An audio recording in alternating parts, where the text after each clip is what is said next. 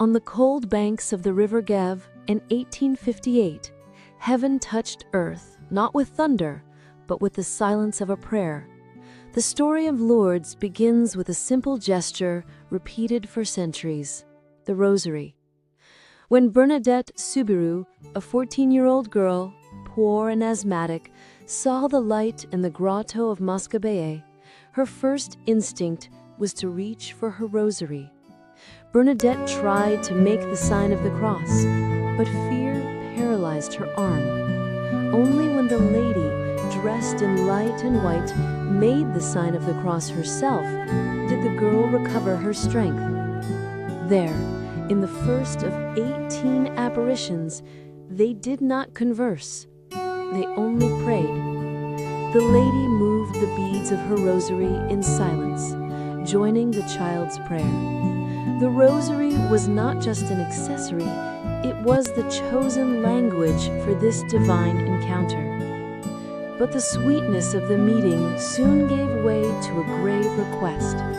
The lady's face, though always serene, became serious.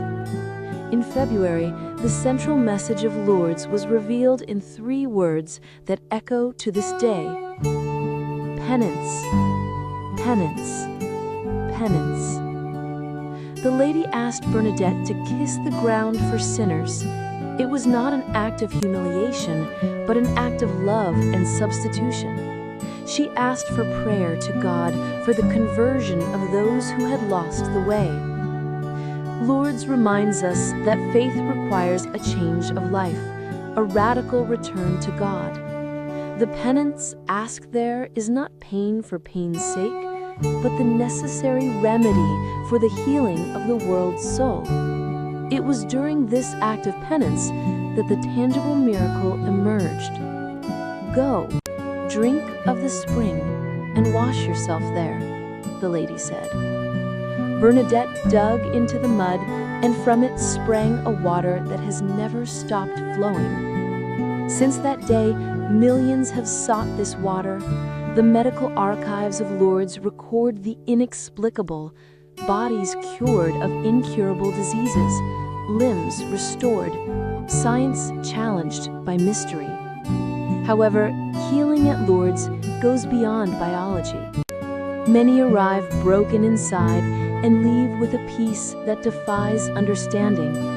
The water of Lourdes, a natural water, becomes a sign of grace that washes not only the body, but the wounds of the heart.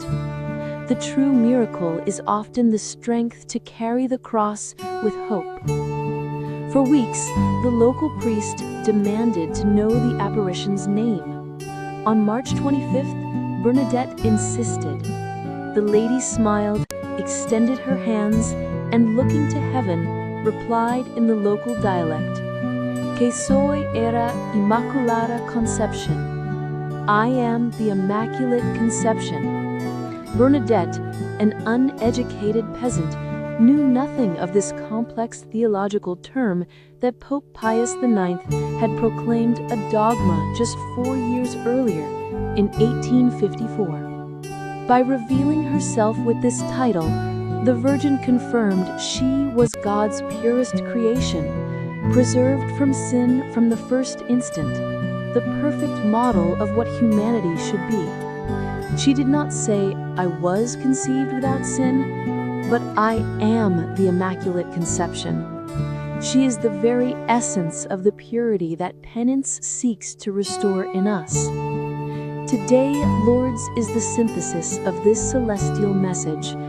It is the place where the rosary never ceases, where penance opens doors to grace, where healing flows like a river, and where the purity of the Immaculate Conception invites us to look to heaven. In that damp grotto, heaven descended to earth to tell us that through prayer and conversion, we too can be washed and healed. Bernadette said she served only as a broom for the Virgin's work, but through her, the world learned that the true source of life springs from faith, humility,